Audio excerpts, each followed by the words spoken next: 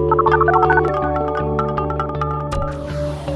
and welcome to the Pollsters. I'm Margie Omero, Democratic pollster with PSB Research. And I'm Kristen Soltis-Anderson, Republican pollster with Echelon Insights. And each week we bring you the polls driving the latest news in politics, tech, and pop culture.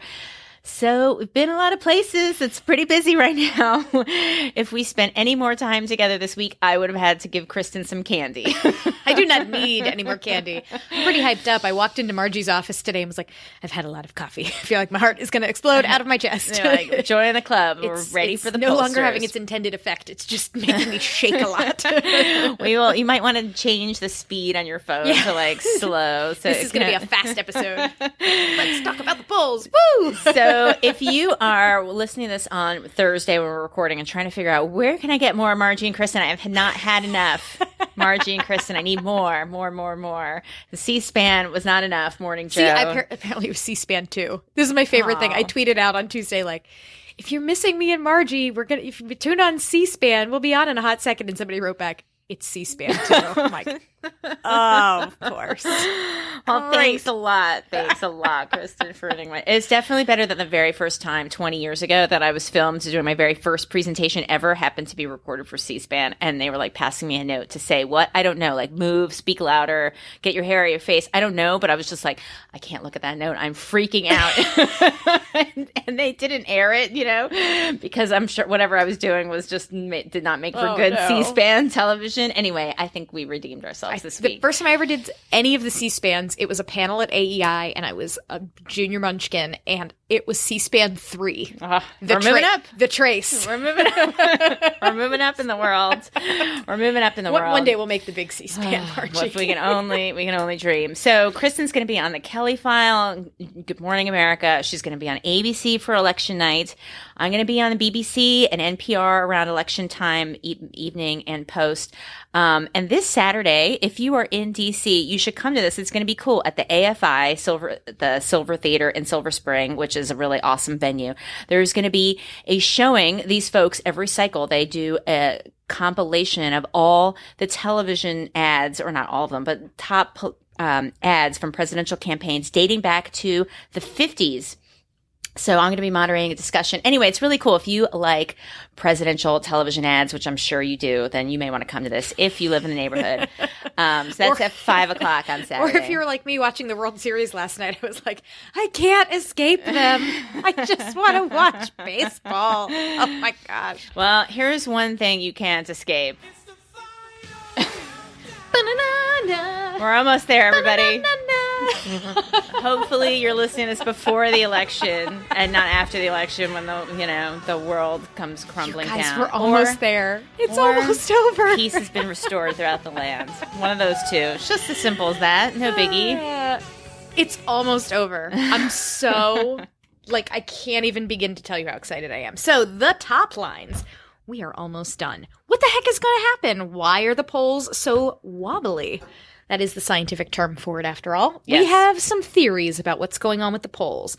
Did the Comey letter shake up the race? We will take a look at what people think about the latest development in the FBI's look into various email things. And then we'll talk a little bit about how we don't just have the polls anymore. We have early voting numbers, and we are going to have exit polls coming out on election night. Get excited for Kristen's annual, biennial rant about the exit polls. This is one of her top rants. Yep. This is buckle up, kids. I got some thoughts. And then Trump hasn't paid his pollster. We have some thoughts about that. Yes. As well. But first, and I'm going to name names of people that haven't paid pollsters before. Excellent. That's good. Well, you'll definitely want to tune in for that. So first, our poll of the week. What happens to Ivanka? What's going to happen to Ivanka, her next step in terms of her brand building? There's been a lot of talk. There's, the homepage of Politico today talked about a Trump hotel failing in Toronto. There's been a lot of business coverage about what Trump's candidacy has done for his brand around the world. But there's actually polling on what this has done for Ivanka Trump's clothing brand. And Ivanka has always been kind of the I don't want to say golden child, but like she's kind of the, she seems to have this very stable, glossy brand in the kind of world of Trump. But some of that kind of other stuff that's going on in Trump world seems to be rubbing off on her brand. This was from Forbes through Morning Consult. Democratic women, for sure, we're going to say they are less likely to consider purchasing clothing from Ivanka Trump's clothing line. That was very, you had almost 80% saying they would not, they wouldn't buy Ivanka brand things. Independent women, you had almost 60% of independent women say, yeah, I'm not going to buy Ivanka brand things. And Republican women, she can't really run up her bottom line with just Republican women, because only about 40% say yes, they would consider purchasing clothing from Ivanka. So I don't know if that kind of thing is going to return to normal after the election, if it's going to matter who wins. Are these people who are not going to be Ivanka customers anyway?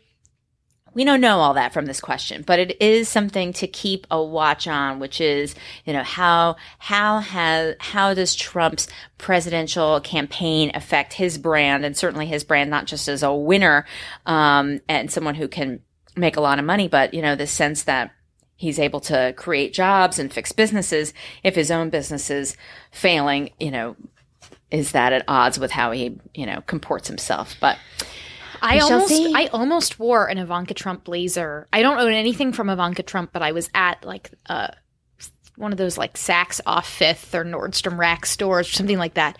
And it was right before the Republican convention, and there was this kind of great like bright blue blazer that was an Ivanka Trump brand, but like the button that on the front like had Ivanka Trump's name on it. I was like, I can't wear this on it. Come on. I can't do this. Yeah, come on, luxury brands. Too much. I'm pretty anti-logo-y stuff in general. And I was like, no, I just cannot. I guess I could have bought it and taken it to a tailor and gotten a new button put on, but that's like, forget it. Too much effort. It's taken me 3 years to change the buttons on a couple of my jackets. Yeah. So that never makes it to the top of the list. Kristen's like stuff that needs repaired, dry cleaning bag just sits in the corner. The basket of misfit toys. Yeah, exactly. Fix my hem. You know what? After the election, we're going to get to all that stuff. No, because 2020's already started, Margie. No rest for the weary. So that's all fun and but what I think the big news in polling right now is what is happening with the polls. Why are they volatile? Has the race been tightening?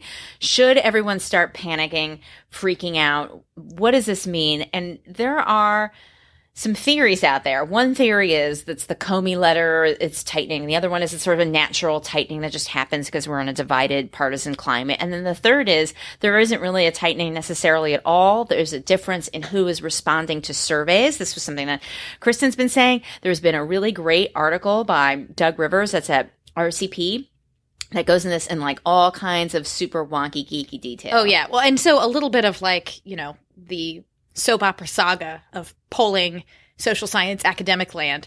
Like we talked about this after APOR, I think, like there are camps in polling land where there are people who are like, these are gold standard methods that have worked for decades.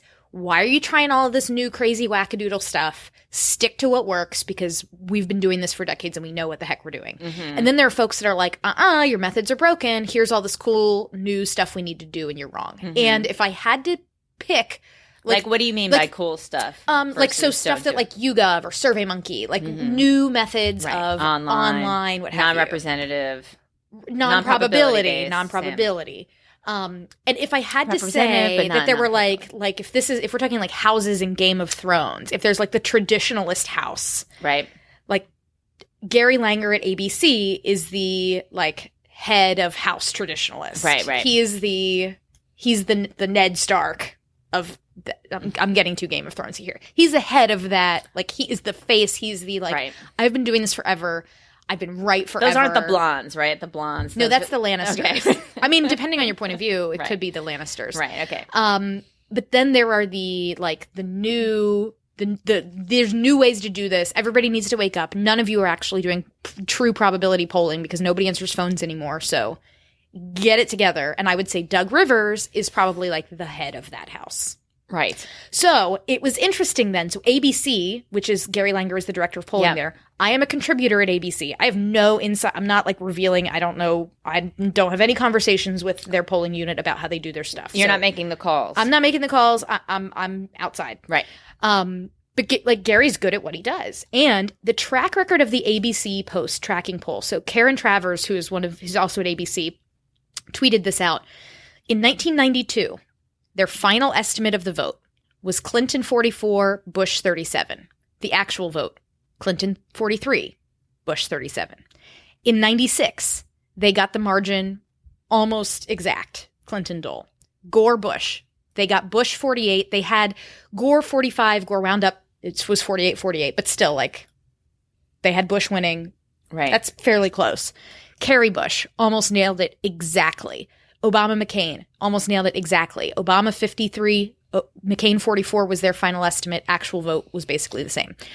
They nailed Obama Romney when a lot of other pollsters And where are they didn't. today? They're like +3, right? So 2 days ago, it was Trump +1. Right. But there's not a new one today, So right? because there is a new one today that now has Clinton, I think, up by 1 or 2. Mm-hmm. So because it's this rolling tracking thing, it's still got interviews included From the last wave that are still in today's wave, but that will be cycled out, a day or two from now. So on the one hand, they've got a track record of being able to say, like, look, all you haters and doubters, we have nailed this election for the last 2 decades. On the other hand, they acknowledge in the methodology notes of their poll, so their poll had Clinton up by 12. Right, like 10 days ago. Yeah, like we were on the show like, presidential race is kind of boring. Right. Everybody's got Trump Let's up by talk double about candy. digits. Forget this. In a week, do you actually think that the election changed by 13 points in a week? It's hard to believe. And that was before Comey, so you can't even put it all on Comey. And all the other polls suggest that Comey letter didn't really have any effect anyway. Right. So you take all that together. So it's not that it was – so because their drop was over the course of that whole 10 days. It didn't just happen Saturday and Sunday. So ABC, in the methodology notes of their survey, then come out as everybody's freaking out and going like, oh my God, they have Trump winning. And they say, look, a lot of this is changes in who winds up being enthusiastic or a likely voter in our poll based on, like, Trump supporters are now more enthusiastic than they were a week ago. Clinton supporters less so. And so it's not necessarily people changing their minds. It's just people changing their attitudes in such a way that alters who counts and doesn't count in our poll. Right. Which then I think raises the question, are these poll swings legit, or is it too sensitive to stuff that's not actually changing people's real voting behavior in terms of preference or turnout?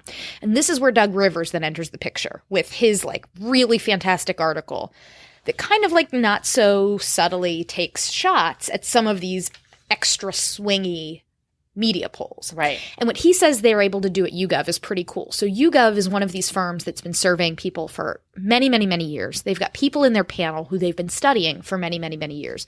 They were the ones that won the panel test. They were Sample I, from Pew's panel Pew's test. best online sample. So they have what people said 4 years ago was their vote intention. Were you a Romney supporter or an Obama supporter? And they did a test where they then asked people, like, not saying, hey, we're trying to check and see if you're lying, but they tried to check. And like 96% of people accurately remembered what they voted for before, which is kind of interesting because the conventional wisdom is that people are really bad at recalling this stuff. But or they just say they voted for the winner when they didn't. But the YouGov folks tried to test that and actually found it wasn't as bad as they thought. So then what they say is, what's crazy is that when they're doing these surveys, because they know the political preferences of the people they invite to take the survey, and they can tell the political preferences of who says, yes, I will take it, and who says, no, I will not take it. They see that based on like when the news cycle changes, more people who previously had voted for Romney, will say, oh, I'm not going to take the poll today because like there was a bad news cycle for Trump. Or people who'd voted for Obama 4 years ago when the Comey letter story type stuff breaks. They're going to be less likely to take the poll. So they find that response rates to the poll wobble, and that throws the sample to be kind of wobbly. And they weight by past votes, don't they? So what they do is they weight by past vote. They hold that constant. They say, people's attitudes might change, but we know what people voted for last time, and we know what the real result looks like in the electorate. So this is this is controversial. Not everybody does this. And by doing that, are you actually missing some swings in things like enthusiasm? Like, is it so wrong to factor enthusiasm into your likely voter model if people are less enthusiastic? Do they not vote? So right, because remember, we had Mark Blumenthal on the show on Monday, and he argued convincingly that the act of taking a poll is comparable to voting because that's, a sign of political engagement. So if more enthusiastic people want to take your survey, if that is a proxy in some way, maybe not a proxy, but it correlates with your engagement or your interest in voting, that is relevant. Right. So I put myself more, I think, in the Rivers camp on this. To me, it seems more plausible. And weirdly, this lends itself, by the way, to the silent, secret Trump voter theory, yes, but not in the way you think it does. This is not about people who are like, I'm embarrassed to pick up the phone and say that I support Trump, or I'm going to lie to a pollster and say I'm voting for Clinton, but secretly I'm voting for Trump. This is about people just being like, I just can't deal. And like, they're still going to vote. They're still going to vote for whoever they were going to vote for before. But on days when the news is not favoring their candidate, they're just more like, I'm not even going to bother. And so the question is, does the act of going, I'm not even going to bother, translate to a change in actual voting intention and behavior? Yeah, we don't know. And we don't know that. But that's the debate, kids. That's what we're looking at right now. And what's funny is a year ago, I just wrote a column at the Examiner all about this. Real Clear Politics polling average, Clinton up by like 2 to 2.5 points. Today, Real Clear Politics polling average, Clinton up by 2 to 2.5 points. Is it possible that this race has actually been like an insanely stable race right under the surface? Like, you've had big waves on top, but the actual currents running at the bottom of the ocean have always been... We've always been a country that's broken down into certain partisan camps, and things are going to work out the way they're going to work out, and that's it, right? And that's it. And we right? had like, a whole lot of blood and sweat and tears for a race that we could have had the election a year ago, and we would have gotten the same result. Is that possible? Think of all the things you could have done with all that money. Oh. I'm going to choose not to think of all of the things I could have done with the last year of my life. Nonetheless, that is the debate about whether or not. So this is not to say don't trust the polls, but it is to say be a skeptical consumer of them. There could be things that are making them move more one way or the other. And that is not a bias that benefits, I think, one candidate or the other particularly. It's just about who's winning the news cycle today. So this is why we always say keep calm in average polls. Don't overreact to big swings in polls. The electorate is not as volatile as the press and Twitter. Yes. And what I dig into in my Examiner column, and Margie and I have talked about this before, is that a lot of times when people are like, oh my gosh, the polls were swinging all over the place and then they missed, that like none of that was actually true. That the media is like loves to overinterpret, like, oh, Trump went from +3 to +5. Trump surges in Ohio. And it's like, no, that's not what that means. Trump going from +3 to +5 does not mean he is surging in Ohio. Yeah. So it's overinterpretation of data, and it's, the Brexit polls had it at essentially a draw on election day. It was the betting markets and the commentators who were like, Remain's got this. But, I mean, the polls were a little more equivocal. But these things get remembered as like huge polling disaster. And so people want to root for polls to fail. Yeah. Not us, but other people do. Yeah, I know. So that's one question that people are grappling with. And part of it is, as we've said before, people, and when Neil Newhouse, Republican pollster, Romney pollster, said, it's a game where, that's always on. People want to check in and see the score, and people, want to desperately know what the answer is going to be. And so the people are looking at the polls and just freaking out. There's a lot of freaking out going on right now. And you do see some of these polls tightening, and people don't know, like, is it actually tightening, or is it because of some volatile swings? And I think you compound that with when the battle to expand the map. I think that's added to this dialogue. So the Trump folks indicated that they released a map. They said, okay, here's our path. And their path included states like Wisconsin. And I think that it also include Michigan. Mm-hmm. Yes. So those are states that have not been going for Trump at all. Another poll came out today, Wisconsin +6 for Clinton. Like, that's But the Senate race is narrowed up there, or that's what people are saying from some of the polling. So the Trump folks indicated that Wisconsin was one of those states, or Colorado, and they were headed in there. They were spending money. They were forcing the Clinton team to spend money in some of these states that were considered locked away, like Colorado and Michigan and so on. And is that a sign of something going on in the internal polling of both camps? Is it a sign that Clinton can so outspend the Trump campaign in terms of organization and money that they're just not going to leave any state open or exposed in any way? If they're going to indicate somewhere that they're going to a state, the Clinton team can be there with all the support that's needed in order to keep that state blue. We don't know. We'll see. But getting involved on the Clinton side also can pay dividends in terms of helping lift the boats of Senate candidates in House races and so on too. So with those, but that debate over where resources are being allocated has helped inform this worry or conversation about whether or not the polls are tightening. I think if you didn't also see allocation change that way, you would maybe not have seen some of the same debate. Yeah, because internal polls have advantages that public polls don't have. And while we don't know what the Clinton or Trump campaign's internal polls have to say, and when they leak internal polls, that's usually a biased sample of those because they're only leaking internal polls that feed the narrative they want, but follow the money. That tells you a little bit about what they're seeing internally. Right. But I do think it's clear, just to go back to this Comey piece, because there was so much heat behind that letter and announcement Friday, Saturday, Sunday, Monday. I feel like it's just receded a little bit from what people are saying today. Maybe it's just because I've been in a meeting all day today. I don't know what people are saying, but I think it just seems like it's fallen back just a little bit. But the polls did not seem to suggest that was having an impact at all. Like there was no pre and post change in pollsters that were in the field and doing the exact same polling all those days. That was true with Mark Blumenthal and SurveyMonkey. That was true with Politico. That was been true with other outlets. And when you ask people directly about those questions, it completely breaks along party lines. It did not seem to have any impact.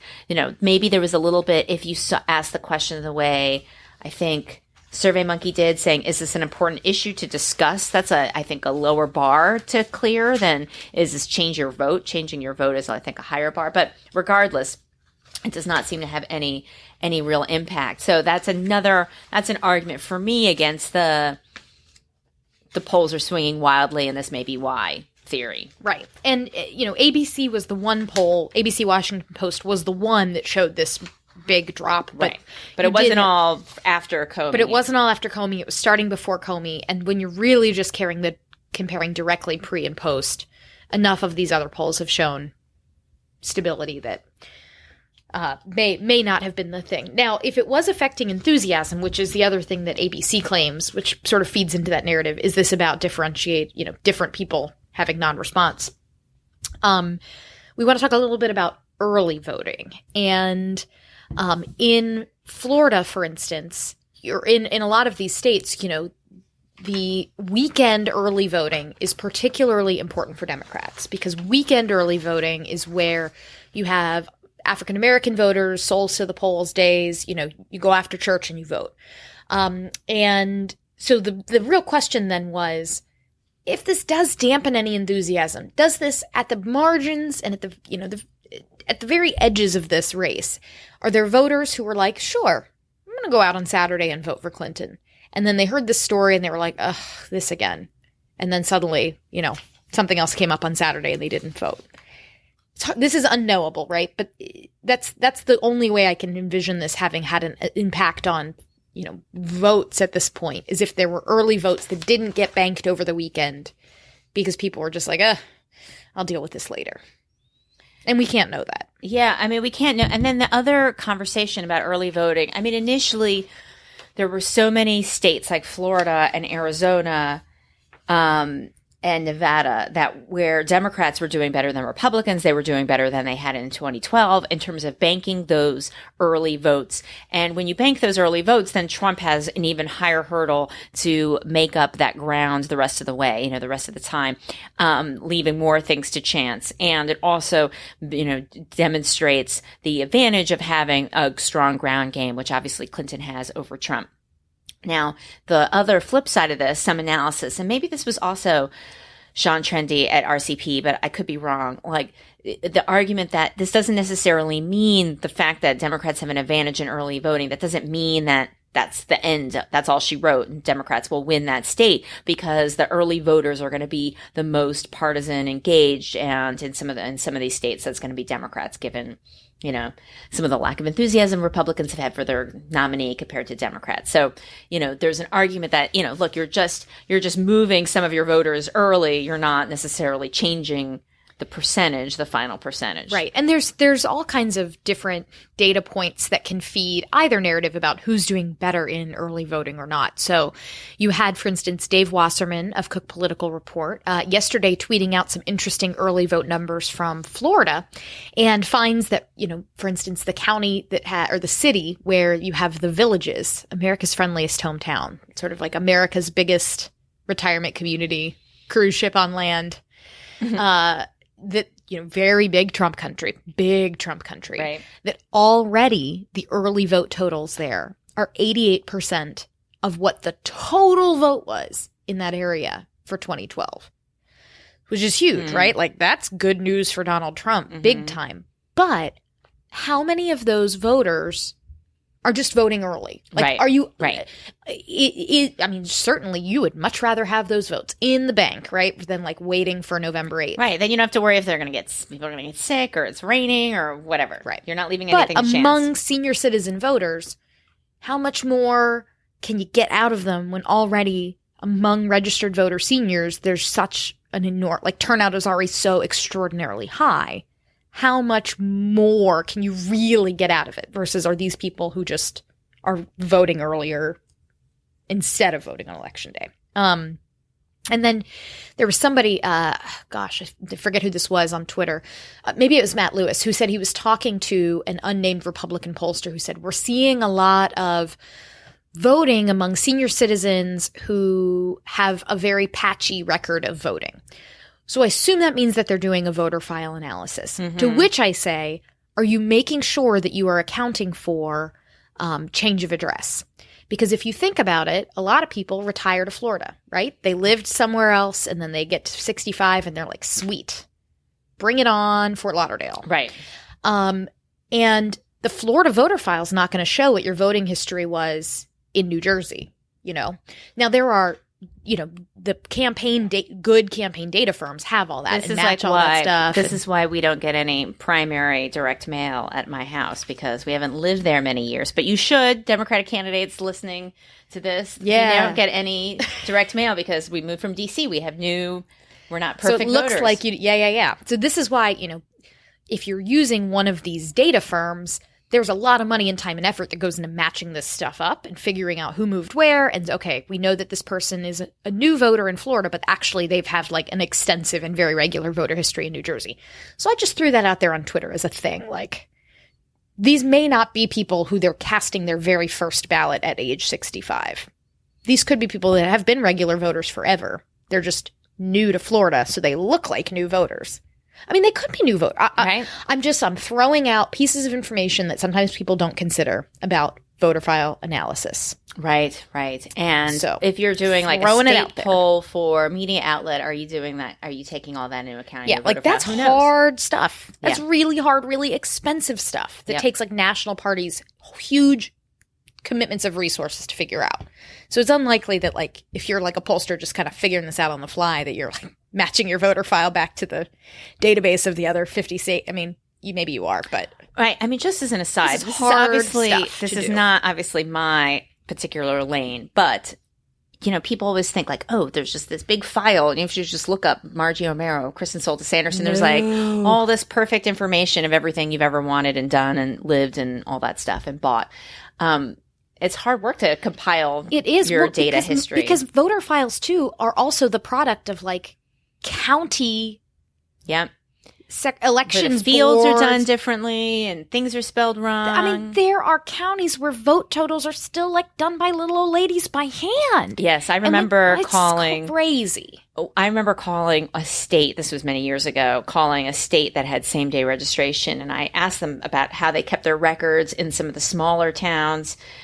And the answer was something like, Well, in this, in some of these smaller towns, we just know who's vote. Like, I mean, there was basically, we don't keep records on the same day registration in the small towns. I mean, it can be very inconsistent. So that's just something to keep in mind. Now, so that's the early voting thing. So the early voting, it's still favoring Democrats in a lot of these states, not Ohio. I think that seems to be less true. No, and the New York Times reported that African-American turnout is down. That's not necessarily about enthusiasm, though. In places like North Carolina, rules have been changed so that there are fewer polling places available in some areas. So that may also be a contributing factor. It may not mean that on Election Day the numbers have fallen off, but it might. And so the New York Times article sort of raising the flag for Democrats was, I think, important to keep in mind. Yeah. So, and then one other piece that we'll talk about before we get into the slightly more fun stuff is this the shy Trumper theory. It's not in there, but there were two pieces that came out today. One in Politico, with a poll that they did with Morning Consult, replicating their earlier methodology that we had Kyle drop from Morning Consult on a long time ago. And actually the New York Times Upshot also did at the same time. They did a study as well to look into this shy Trump vote. And they both found, and both published today, stories that said there isn't, it doesn't really seem like there's some kind of hidden secret white voter treasure trove of Trump voters. They both came to that conclusion. Now, there's a little bit more of a, shy Trumper with college-educated white voters who are a little bit less likely to report that they're voting for Trump, but that this fact that there's going to be this like massive group of people who are telling pollsters that they're voting for Clinton, but they're really voting for Trump, that's not borne out by two different data sets that came out today. So, friends, people who listen to our show, we love you. We love you no matter who you vote for. But it turns out that a lot of voters don't feel the same way. That whether or not you vote for Clinton or Trump does affect how a lot of people think about you. So Pew Research Center asked registered voters, who are you supporting? And then said, would you have hard time or no trouble respecting someone who supports the opponent? So Pew found that among Clinton supporters, they found that 58% said that they would have a hard time respecting someone who supports Donald Trump. Meanwhile, among Trump supporters, it was only 40% who said they'd have a hard time respecting someone who supports Hillary Clinton for president. Yeah. So this was this was something I had folks when we tweeted this out were like, yeah, we knew those Clinton voters were, that I didn't have any respect for them, basically. Like, it was just part of this kind of everyone's hates each other time of the election that we've talked about before. I thought that was a pretty strong response. And you don't really, it wasn't quite as serious among Trump voters. But the other question that Pew asked is whether or not you thought the candidates had respect for democratic institutions and traditions. And a majority, almost 2/3, said that they thought Hillary Clinton respected democratic institutions and traditions, but a majority said Trump does not respect democratic institutions and traditions. Which, he also doesn't respect invoices from pollsters. Let's Right. talk about that story for a little bit. So, turns out that the Trump campaign has spent more on hats than on polling. Surprise, surprise. And part of that may be because he has not really paid his pollster. So we talked on this show about the saga of Tony Fabrizio, the pollster most likely to tell you that you're going to die. Yes. Turns out that diagnosis doesn't get you paid by Donald Trump. So apparently Fabrizio's shop has conducted about, $750,000 worth of polling for Trump's campaign that is now in dispute by the FEC. I guess you have to tell the FEC that you're disputing invoices. Which doesn't happen very often. It happens sometimes, but this is... Right. And look, I have worked for a firm that did work for someone who will remain nameless, who's a very prominent vocal Trump supporter right now. That's all I'll say. And didn't... That does narrow it down. Didn't pay us. Like, almost $30,000 didn't pay us, which... is actually shockingly like kind of a small bill to get stiffed on in the grand world of polling. But like we could have hired a baby junior staffer for a couple months to do that. Right. We were not, by the way, the worst. Kellyanne Conway was also a pollster on the project. And when this person closed down their campaign committee and had to file with the FEC all of the debts that would not be paid, for her firm, it was like $65,000 or $70,000 that wasn't getting paid. Oh. So she got screwed way worse than we did. So she knows a thing or two about presidential campaigns not paying they're pollsters. So, a lot of people think there's just, big bags of cash being handed to political pollsters. It's not true. And everyone in research knows that political clients are most likely to stiff you. Oh, yeah. You got to get paid before the race happens or after campaign day. No. And then if they don't have enough money or they're in debt, then they got to raise money to pay off their debt. Yeah. You are working for a business that is running itself to the ground and then will close. Like that is when you know that the business will fold. And the business is the campaigns you are working for. Right. And so, it's tough. So that is not unusual, but 750 is pretty high. That is really high. And this doesn't seem like it's we'll get in our case it was like, oh yeah, we're going to pay you. We'll just pay you later. And then later never came. And then there was no money later. And then they closed up shop later. Even though this person is not hurting for cash. No. I digress again. Yes. But in this case, still able to this is like a preemptive. Speeches. This isn't like we're just going to drag this out and like ghost, like the Trump campaign's not ghosting Fabrizio. They're straight up like disputing it with the FEC right now, it seems. So, yikes. Yeah, I can't. Anyhow. I hope to see some leaked court documents of whatever that is. That's all I can hope for. So, yeah, and I guess they're spending more money in hats. There's been lots of reporting about that. And swag, we did a poll here that confirmed this reporting that the Trump campaign, they're the kings of swag. So Adam Rosenblatt in my office, he was the guy who did the waiting with me for the upshot, who disagreed with how we ended up waiting, wanted to have it like a narrower Clinton advantage, I should say, make sure that I get the record straight for him. And he did this great little poll and deck, which is on our website, that asked people if they could recall one of 10 different any of 10 different kinds of voter contact. Did they recall seeing it for Trump, against Trump, for Clinton, against Clinton? There was some split sampling, but they asked about 10 different types of contact. He's been doing it for a couple different election cycles, and he keeps adding more types of contact. So there's social media, there's web, but not social media, there's web video. So it's really broken out into a lot of different categories. And the one category that Trump really dominates across all subgroups is stickers and lawn signs. He is crushing Clinton on stickers and lawn signs, which I think is, consistent with everything we know about Trump. They like to sell stuff. These likes to sell hats. There's lots of, signs out for him. So I thought that was quite entertaining. And the other thing that I thought was interesting is that Clinton does a better job of communicating to her base than Trump does in terms of recall, that Clinton had better recall with her base across a variety of different modes of contact. But the Trump is swag king, I thought was greatly entertaining. So on election night, we're coming to the end of the show, and this feels like a really important show. This is our last episode before Election Day. But not our last episode ever, guys. No, not our... Oh, so we have some exciting news that we are not going to share right now, but you should stay tuned. Exciting stuff ahead for the pollsters. We are not going anywhere. We are just getting... Well, I am going on vacation. But aside from that... we're just getting the heck out of Dodge. As well you should. That's right. Before she does, we're going to tape our post-election episode next Wednesday and dig into, has our industry burned down in flames? Has America burned down in flames?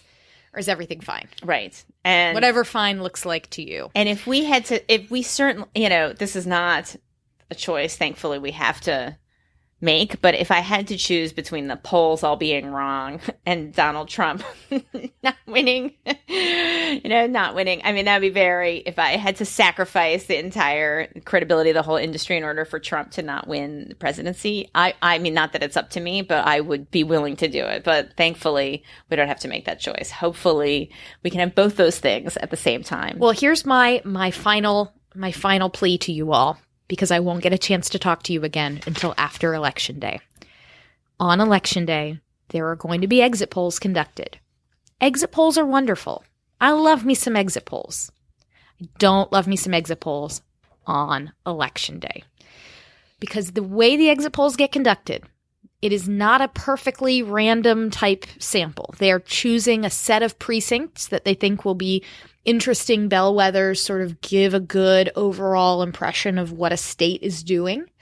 And they'll be choosing voters as they come out of the voting booth. But exit poll data winds up getting weighted back to the results from a particular precinct. So if I stand outside a precinct and I do 10 interviews, 5 people are for Clinton and 5 people are for Trump, and then the returns come in that night, and the precinct breaks out 60% for Clinton, 40% for Trump, then those interviews get weighted accordingly. All of the Clinton people get weighted up a little bit, and all the Trump people get weighted down a little bit. And this happens across precinct after precinct after precinct after precinct around the country. So when you get those special... I can't wait that long, Kristen. Margie, don't do it. When you see people tweeting super secret leaked exit polls, and there are no actual returns yet to weight that data back to, you are looking at absolute garbage. You are looking at something that should not be seeing the light of day. It's not that the data is ultimately going to be bad. It's that it is incomplete. My analogy is that it is like bacon. When cooked, it is delicious. When raw, if you consume it, you will get sick, as well you should. So don't. So resist. Resist, my friends. You will see on Twitter people tweeting. So the moral of the story, try raw bacon. Maybe it's not so bad. We don't know. I think they call it pork. I think they call it pork belly now. If you're just eating raw bacon, it's pork belly. That's right. Snout to tail. We like our polls snout to tail. God, what? You never heard that about? No, I don't know what you're talking about. It's part of like the food trend of like using the whole animal. Oh, okay. Yeah, snout to tail. Only consume your poll numbers carefully cooked. Asterisk. Undercooked food may cause food poisoning. Undercooked polls may cause brain poisoning. Don't do it, guys. I believe in you. I'm here with you. Let's be strong. It's going to be so hard not to hit retweet. It's going to be so hard. But I know you can do it. I know you can do it. Forget it. It's not going to happen. Wait until some returns come in. Some returns. Forget it. Well, you can, I know. I'm fighting an empty battle, but like that was my final plea. I've put it out there, universe. Retweets aren't endorsements, obviously. But it's just, you know. You don't see me retweeting links to like crazy conspiracy theories guys, this is my thing. I love you all. Don't let me down. Don't let me down. So our key findings. We are in the final countdown. Pick up some stickers and yard signs. Do some GOTV. And don't obsess over talking about the polls. Wait a second. That was just a note I wrote to myself. Thanks, everyone, for an incredible year and a half of the pollsters. We love you guys and gals, and we're so glad you've enjoyed our regular polling deep dive and bad jokes. But don't forget, polling never takes a holiday. Don't worry. The pollsters will soldier on after Tuesday. We'll still be here. Even if there's a chance that our democracy will not be, we will still be here. You can find us on Twitter at the pollsters, individually at Margie Omero and at Soltis Anderson, at www.thepollsters.com. Find our show notes and links to other great polling resources. Catch us on Facebook, where throughout the week we post links to the new stories that are reshaping how we think about the race and more. Don't forget to subscribe to us and make sure you catch us on TV. On election night, you can find me on ABC. You can find Margie doing some stuff for BBC. We're going to be out there trying to analyze this stuff as it comes in. Be smart. Don't retweet early exit polls. Bye. Thanks.